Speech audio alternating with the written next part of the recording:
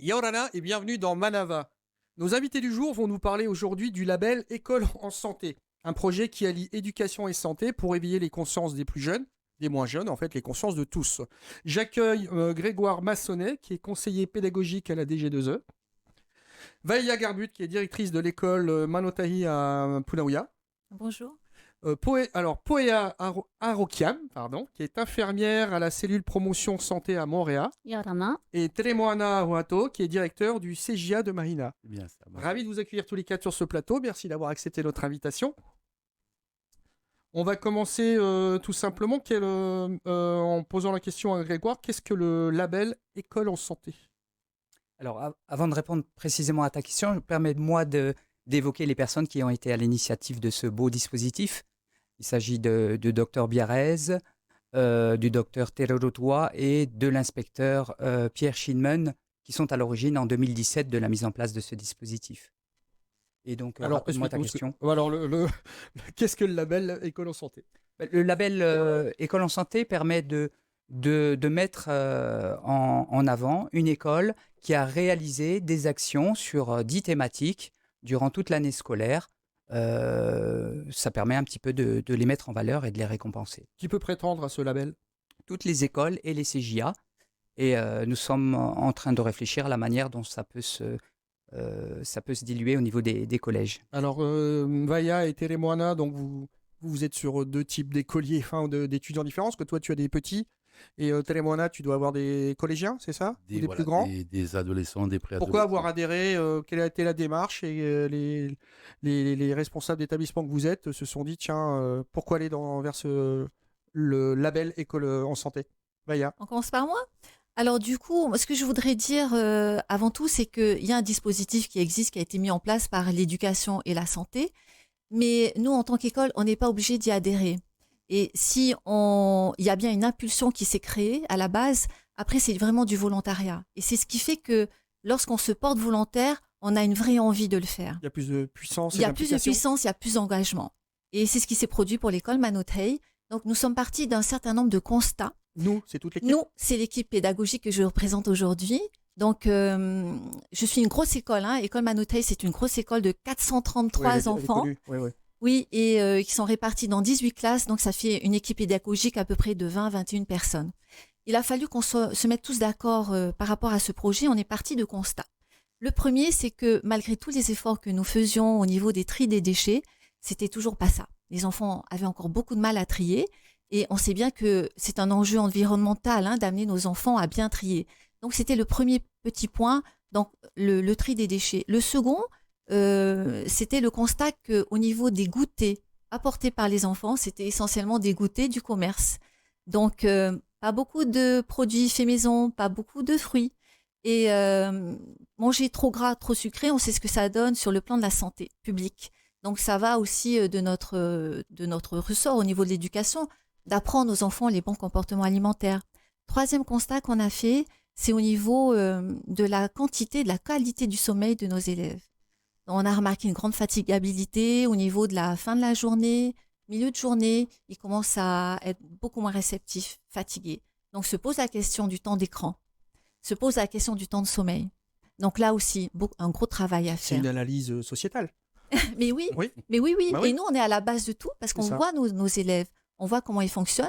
Et dernière petite chose aussi qui nous a alertés, c'est pendant les pauses méridiennes, nos élèves étaient assez engagés dans un peu de violence, dans des petites agressions. Ils s'ennuyaient. Oui. Et donc, il a fallu trouver un moyen pour pas qu'ils s'ennuient, parce que quand on s'ennuie, ça apporte des ennuis. Donc, on s'est dit que l'activité physique pourrait être une bonne réponse. Et mis bout à bout, toutes ces observations, nous ont fait dire, mais enfin, c'est le programme d'école en santé. Ah bah voilà. Donc, c'est pour ça qu'on y est. Ah bah, très bien. Alors ça, c'est pour les plus petits. Oui. Pour les plus grands, l'approche. Alors l'approche, on avait donc la chance d'avoir M. Schinman comme inspecteur, instigateur du projet. Il nous a proposé, et nous nous sommes inscrits dans le dispositif parce que ça répondait aux besoins de nos jeunes Donc, tout le souci qu'on rencontre avec des jeunes au niveau de la fatigabilité, mais aussi au niveau de l'alimentation, de la mauvaise alimentation, de l'absentéisme, et puis de la motivation à aller à l'école. Et on s'est inscrit dans le dispositif parce qu'on menait déjà des actions pour lutter contre la déscolarisation, pour accompagner nos jeunes à revenir à l'école, à prendre goût à apprendre. Et on a la chance qu'on a au CGA, c'est qu'on a des ateliers. Et nous avons notamment l'atelier agriculture, en sachant que le Polynésien aime cultiver. Et on est parti sur ce projet, on a développé l'agriculture au CGA.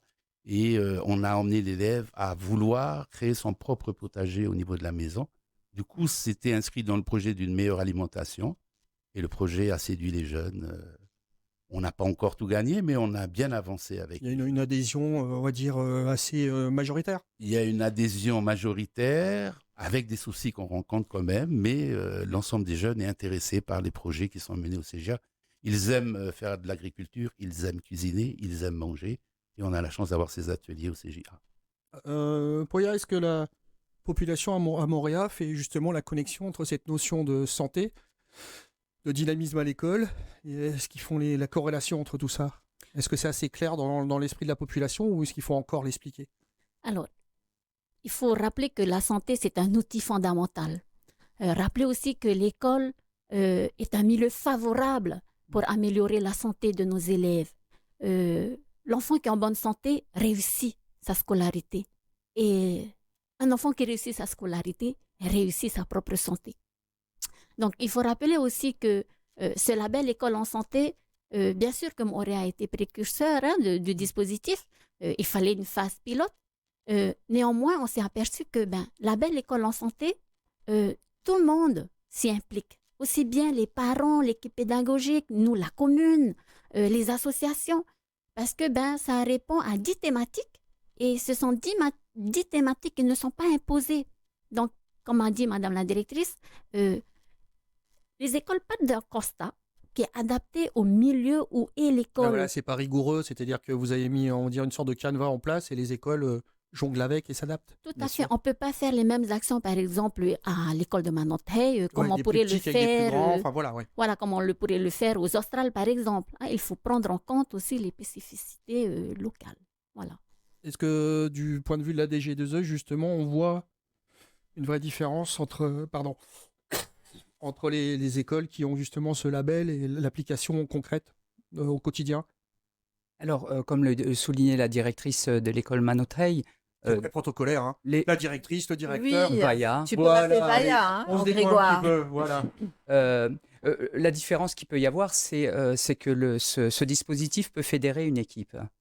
Fédérer une équipe dans la démarche de réunir toute l'équipe et qu'elle soit d'accord à s'engager dans le dispositif. L'intérêt d'une équipe pédagogique, je pense, c'est l'intérêt de tout projet pédagogique, c'est de faire du lien avec les activités de classe. Et je crois que les équipes qui ont compris que ce dispositif pouvait avoir un impact sur les activités de classe, elles ont compris que ça pouvait être que bénéfique pour leurs élèves. Est-ce que, on va dire, les ados comprennent ça, adhèrent, et est-ce que tu vois un changement au quotidien? Alors, ils comprennent, on prend le temps d'expliquer les choses, on prend le temps de manipuler. Il y a certaines notions qui sont un peu plus complexes à expliquer auprès des jeunes. Ce qui est difficile, c'est d'exporter l'idée à la maison. Parce qu'ils associent souvent les activités qui sont menées au CGA à des activités scolaires. Ils sont conscients qu'il y a beaucoup de thématiques qui sont abordées. Ils sont conscients que c'est pour leur bien. Mais c'est difficile lorsqu'ils retournent dans leur foyer et qu'ils voient que les choses ne changent pas à ce niveau. L'application extérieure-intérieure. Alors, est-ce que les parents doivent, j'imagine, venir et vous leur expliquer aussi? Et l'idée, c'est qu'il y ait une vraie émulation et que ce qui se fasse à l'intérieur puisse se faire à l'extérieur de l'école, puisse se faire aussi à l'intérieur de la maison? Ça, c'est l'idéal. De toute façon, dans le suivi de labellisation, on doit justement mener des actions avec les familles. Voilà, que les actions ne restent pas au sein du centre, mais qu'elles soient bien exportées au niveau de la famille, ce qui est possible. Et puis, ce qui est plus compliqué, on invite les parents quand même à des réunions d'information, on essaie de les accompagner, mais ce n'est pas évident.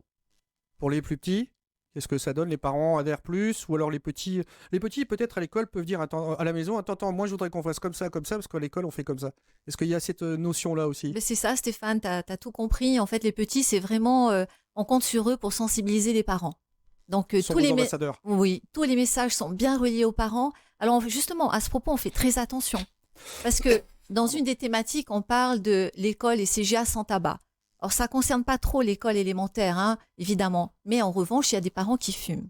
Alors là, justement, il ne faut pas trop dramatiser le discours. Il ne faudrait pas que nos élèves rentrent à la maison en disant « Ah, papa, maman, tu vas mourir, on va tous mourir, vous allez tous mourir. » Voilà. Donc, on informe, on sensibilise, mais on ne fait pas peur. On ne fait pas de frontal, on va dire. Non, voilà. Donc, du coup, on fait appel pour cela. On parlait du volet intercatégoriel tout à l'heure, hein, des partenaires très importants. Donc là, on va, par exemple, faire appel à la maison de l'enfance, donc les gendarmes, qui vont venir faire un petit peu d'informations par rapport à ce volet-là. Et donc, ça passe par des professionnels. On peut faire aussi appel à la santé. Et donc, c'est vraiment plus dans un message d'information et de sensibilisation que nous allons porter notre discours qui va être relayé donc, des enfants aux parents. Après, nous, on invite beaucoup aussi les parents à venir nous rencontrer lors de moments de parents, entre guillemets, c'est-à-dire qu'on va vraiment les solliciter pour parler autour d'une thématique. Alors, ça peut être le tabac, mais l'année dernière, par exemple, nous avons porté notre discussion, nos échanges sur le temps de sommeil des enfants et l'utilisation des écrans, parce qu'on se rend compte que c'est un grand fléau en ce moment. Mais je le dis, depuis plusieurs années. On a créé des monstres. Hein. Voilà, donc ils sont inarrêtables, on va dire, lorsqu'ils sont sur les tablettes. Et il faut que les parents aient le temps d'être très vigilants à la maison pour vraiment consacrer un temps vraiment raisonné par rapport à l'utilisation des tablettes et par rapport à toute la problématique du sommeil. C'est intéressant, Grégoire, justement, et tous nos invités, c'est de voir que c'est pas, quand on parle de santé, on n'est pas simplement en train de dire bonne santé, mauvaise santé, c'est vraiment dans sa globalité et qu'il faut, limite repenser notre façon de vivre et d'aborder l'éducation de nos enfants en termes, ces fichus écrans, parce qu'on les utilise tous, à bon ou à mauvais escient, je ne sais pas, mais est-ce que justement les parents se disent attends, l'école c'est l'instruction et les parents c'est l'éducation, ou ça fonctionne comme ça, ou est-ce qu'ils entendent? Alors tout dépend de la manière dont on mène les relations avec les parents. C'est sûr qu'il ne faut pas que ce soit une relation frontale. On les invite, on ne les convoque pas, on les invite à participer à ces différentes actions dans la mesure de leurs possibilités. Je pense que c'est dans la communication qu'on intégrera les parents et non pas dans les injonctions. Donc voilà, on est partenaire et on est partenaire pour nos élèves et leurs enfants. J'ai vu que dans les différentes, on va dire les différentes thématiques, il y avait la notion du bien vivre ensemble. Est-ce qu'il y a d'autres exemples que tu pourrais nous donner des différentes thématiques et qui montrent justement que c'est une vraie globalité? Parce que en détaillant, en regardant vraiment, en détaillant ce label, c'est hyper intéressant parce qu'on voit que vous touchez vraiment à tout, quoi. Ce qui est intéressant, c'est que ça ne prend pas juste l'aspect santé purement soin. C'est une vraie globalité. Ouais. Bien sûr, on a donc l'activité physique, même le patrimoine culturel, on a le tri, l'environnement, on a l'accès aux soins, bien sûr, ça c'est évident, on a l'alimentation, on a des thèmes qui englobent globalement l'épanouissement de l'être humain. L'accès aux soins, qu'est-ce qui pourrait être un frein? Si tu as des exemples concrets de jeunes gens qui pourraient avoir des soucis, et ça, on va dire de santé, qui pourraient se régler facilement et qui pourraient faire en sorte qu'ils soient plus concentrés, motivés ou impliqués à l'école? Alors, pour ma part, nous collaborons très bien ensemble. Il n'y a pas de limite d'accessibilité aux soins. Nous avons quand même une bonne prise en charge par la médecine scolaire qui est présente dans nos écoles. Moi, je dirais qu'il faut accompagner nos familles à bien intégrer le fait que la santé, ce n'est pas ne pas être malade. Elle peut être mentale, elle peut être physique, elle peut être... Voilà. Et que les 10 thématiques qui sont présentées, ce sont des déterminants favorables à notre santé. Et bien sûr que c'est un travail qui va être très long, qui demande de l'accompagnement. Les résultats ne seront pas pour cette génération actuelle. Elle sera peut-être dans 1 voire 2 générations. Donc, ce sont les enfants petits aujourd'hui qui pourront peut-être prendre de meilleures décisions si toutefois, en tant qu'adolescent, on lui présente un petit joint de paca. Il saura déterminer ce qui serait bien pour moi et ce qui serait moins bien.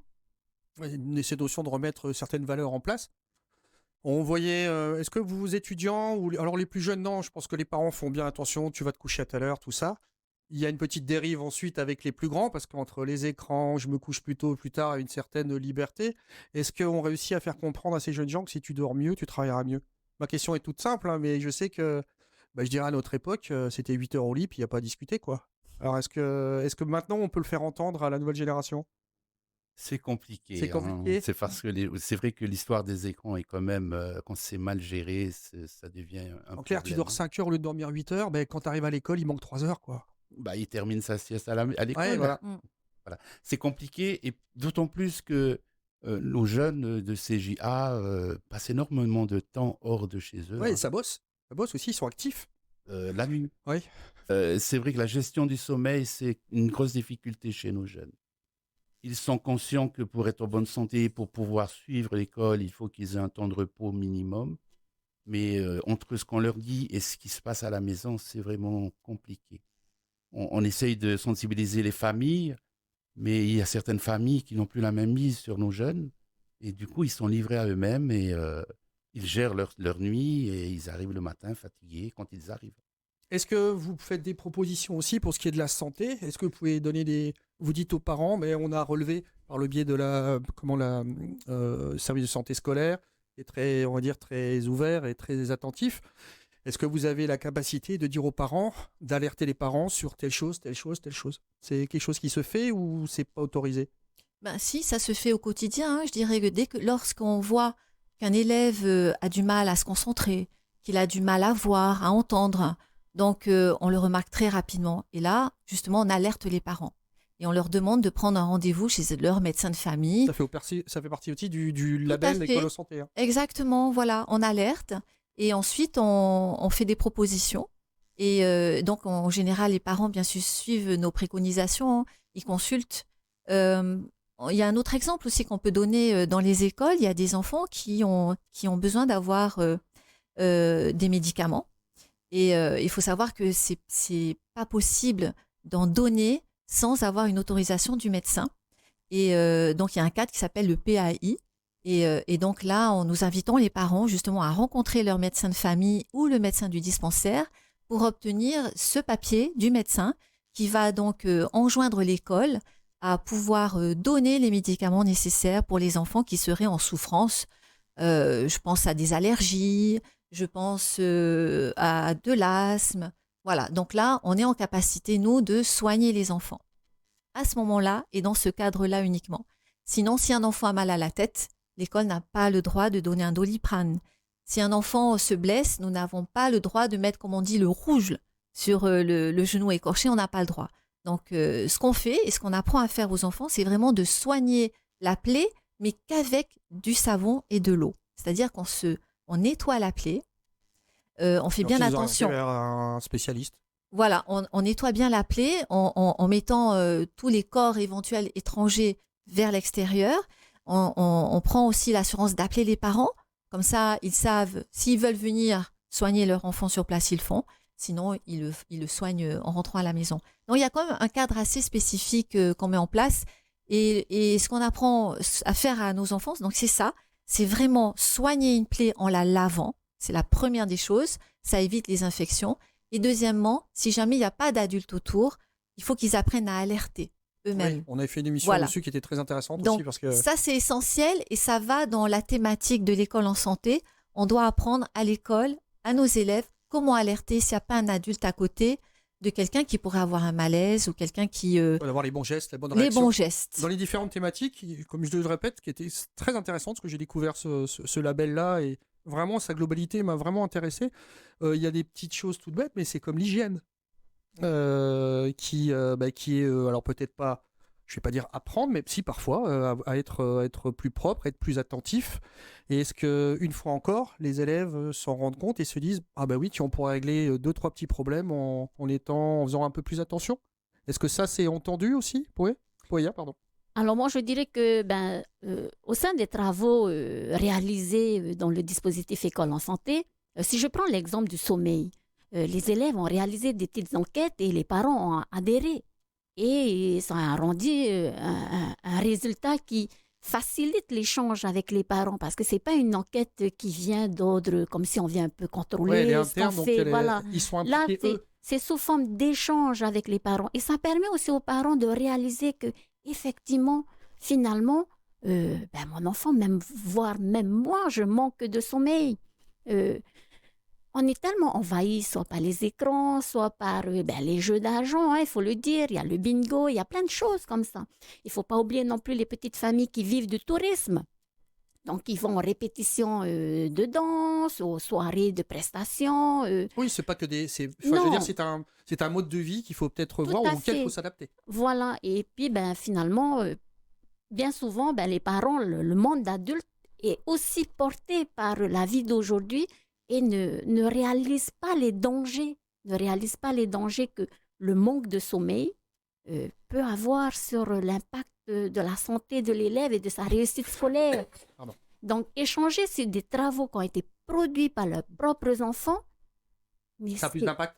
C'est ouvrir la porte à la discussion et c'est bien mieux comme cela. Ce que Madame la directrice met en avant, bien sûr qu'il y a besoin d'échanger avec des parents pour certains élèves, mais l'échange sur des grandes thématiques peut se faire au travers de travaux réalisés par les enfants eux-mêmes et qui sont présentés aux adultes. Oui, mais ça c'est intéressant parce que voilà, ils se sentent concernés parce que c'est du concret, c'est sur leurs enfants, c'est pas des choses qui arrivent de l'extérieur et qui est un peu comme ça hors cadre. Télémoignage, j'ai vu aussi que dans les différentes thématiques, il y avait cette notion de respect de l'autre et d'accepter les différences. Est-ce qu'on a besoin encore il était encore besoin de le dire, de le préciser, de l'expliquer au quotidien? De l'expliquer, de le faire vivre surtout. La différence, on a un élève porteur de handicap et pour faire comprendre aux autres élèves, on a mené des activités sportives où les élèves portaient des bandeaux et tout. Ils se sont mis dans ces conditions. Ils se sont mis dans la situation de l'élève malvoyant. Et c'est vrai que c'est beaucoup plus parlant de les faire agir que de faire un discours sur le handicap. Ouais, la théorie, c'est bien, il faut de la pratique. Il faut de la pratique, surtout avec les jeunes. Et puis les jeunes comprennent mieux par la manipulation. J'aime dire que les jeunes sont intelligents de leurs mains. Et c'est à travers cette intelligence qu'on peut après aborder tout ce qui est fondamental, l'apprentissage du français et des mathématiques. Mais c'est vrai que de passer par la manipulation, c'est quelque chose d'extraordinaire. Les personnes que vous êtes impliquées, quand vous voyez la différence au bout de quelques mois, et vous dites, ça fonctionne? Et puis c'est de la gratitude. C'est tout enseignant, quand il voit son élève évoluer, c'est tout gagné. Et on a envie de poursuivre dedans, d'améliorer les choses. Et puis, quand un élève évolue et qu'il s'améliore, ça a un impact sur ses camarades. C'est communicatif. Oui, c'est communicatif. Vaya, par le biais de l'école en santé, tu as une idée pour essayer d'aller un petit peu plus loin. Tu veux vous en parler en quelques mots? Oui, alors on disait que beaucoup de messages passent par les enfants, mais les parents aussi ont énormément à faire pour changer les mentalités, changer les habitudes. Et donc en fait, par rapport à ce projet École en santé, de façon personnelle, donc j'ai monté une association qui s'appelle Tihota Ore. Donc ça veut dire du sucre, pas de sucre, peu de sucre. Et donc c'est une association qui est ouverte à tous et notamment aux parents qui voudraient essayer de changer leurs habitudes alimentaires en matière de sucre. C'est-à-dire manger un peu moins de sucre et manger moins de produits transformés avec du sucre blanc par exemple. Donc c'est-à-dire transformer le sucre blanc en proposant plutôt des produits comme du miel, des produits naturels ou comme du sirop d'agave. Voilà, c'est vraiment engager les parents à cette nouvelle dynamique-là, prendre conscience que à la longue, manger transformé, trop gras, trop sucré, ça peut induire des gros problèmes de santé. Et donc, rien qu'en changeant les habitudes alimentaires... Alors, changer, ça va être dur, mais les rééquilibrer? Les rééquilibrer, c'est-à-dire préférer certains aliments plutôt que d'autres. Et les compotes, au lieu d'en acheter des toutes faites, on peut très bien en fabriquer soi-même, c'est facile à faire. Les gâteaux peuvent être très, très bons, très délicieux, même sans sucre. Donc, il y a des tas d'astuces qu'on peut utiliser pour faire des recettes sans sucre et qui pourraient ravir les papilles au même titre qu'un gâteau avec beaucoup de sucre. Et puis il faut que les choses gardent du goût, parce que sinon, il faut que ça soit oui, incitatif. il faut qu'on garde du plaisir. J'imagine que quand tu entends ce genre de choses, Grégoire, tu te dis c'est top, le label en santé, il fait des émules et oui, bien sûr. Ça pousse les gens à essayer encore d'être encore plus altruistes, pour le coup. Et on voit surtout que la dimension sort du cadre scolaire. Hein. Alors, c'est bien, oui. Oui, parce que l'école, c'est pas que des enseignants et des élèves, c'est des partenaires, c'est la commune. C'est des humains, c'est des parents. Voilà. Et donc, c'est cette dimension qu'on essaye de promouvoir au sein des écoles. Qu'est-ce qu'on peut dire aux futures écoles qui voudraient adhérer? Comment on va les inciter? Il me semble que la plus-value... S'il en a besoin, bien sûr. Hein. Oui, bien sûr. La plus-value, elle est bien sûr au niveau de la santé des élèves, mais on sait que la santé des élèves a un impact sur les apprentissages. Et on le sait, on l'a vu sur les questions du sommeil. Un enfant qui dort bien, qui a bien compris que son rythme de vie lui permet de mieux apprendre, lui permettra aussi d'avoir une meilleure réussite scolaire. Donc voilà, c'est tout l'intérêt. Grégoire, tu m'as fait la conclusion. Merci beaucoup. Merci d'avoir pris le temps de répondre à mes questions. Vous retrouvez cette émission en replay sur le site de TNTV. Bonne fin de journée sur TNTV.